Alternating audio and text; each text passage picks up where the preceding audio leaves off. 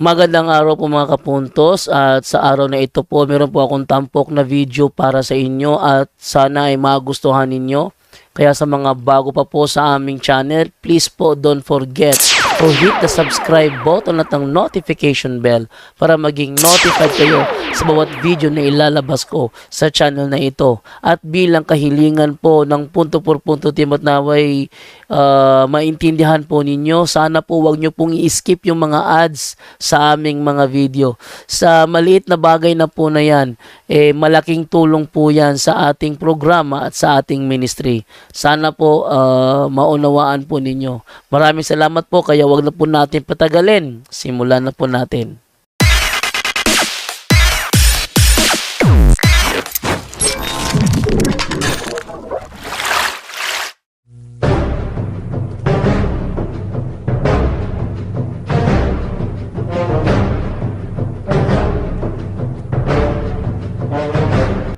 Hello bro, magandang gabi sa inyong lahat ng mga kasapi ng punto por punto.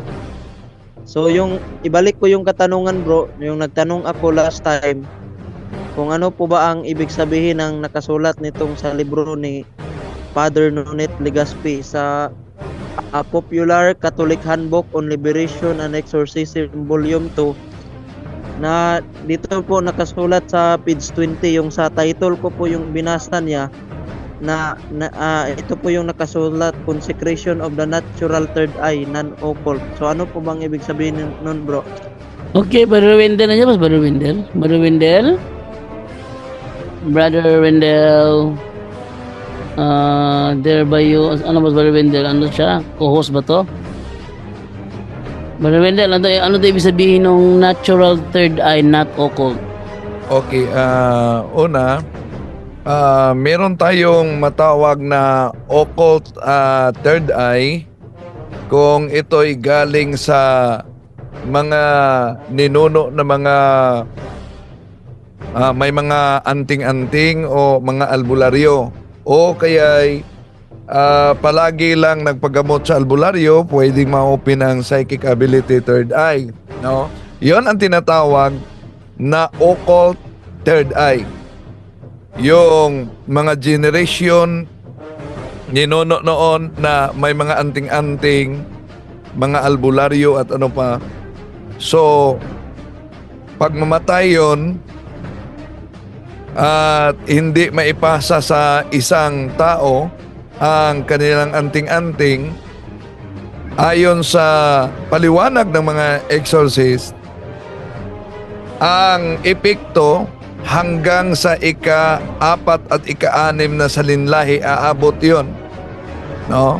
Yung mga demonyo na nakuha niya sa occultism.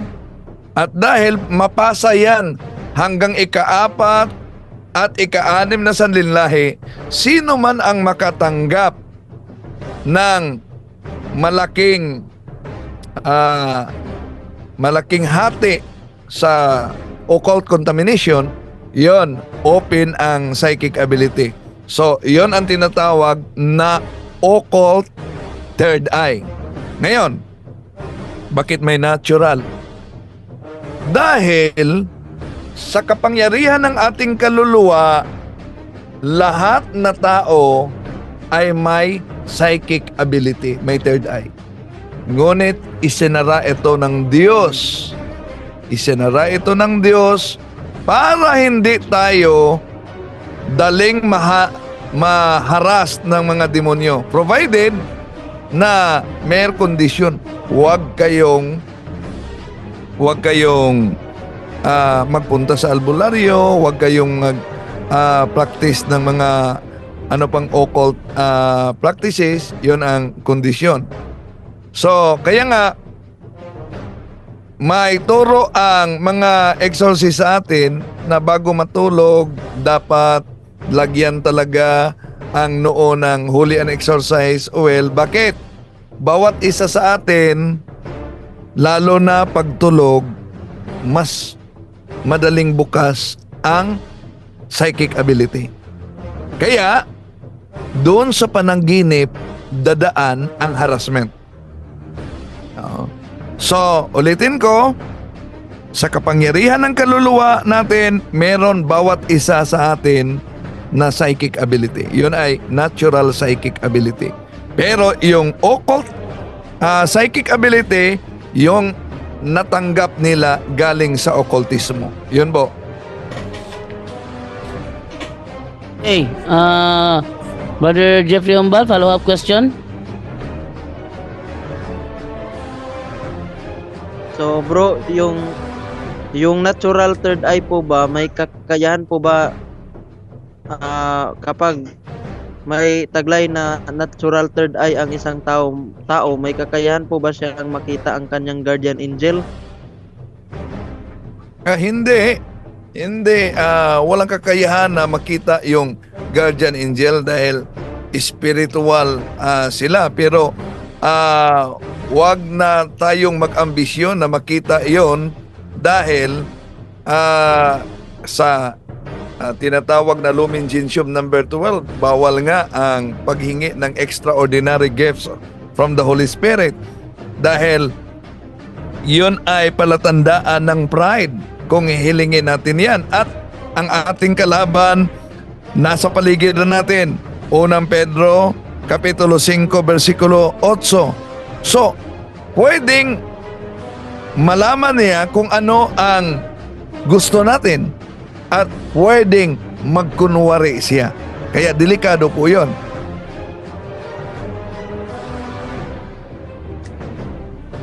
Bro Jeffrey, go ahead.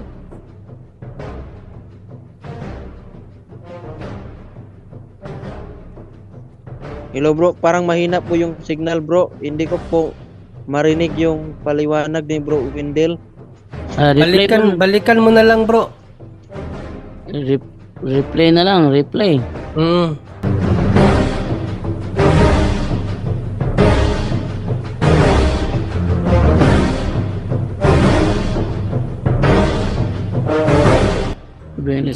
Brother Wendell.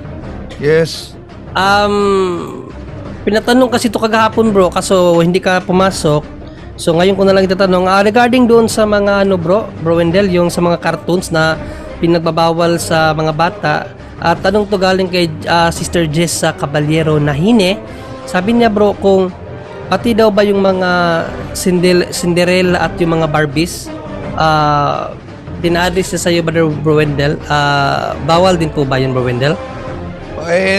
Natural yung Cinderella dahil may mga elementals yun nakahalo, no?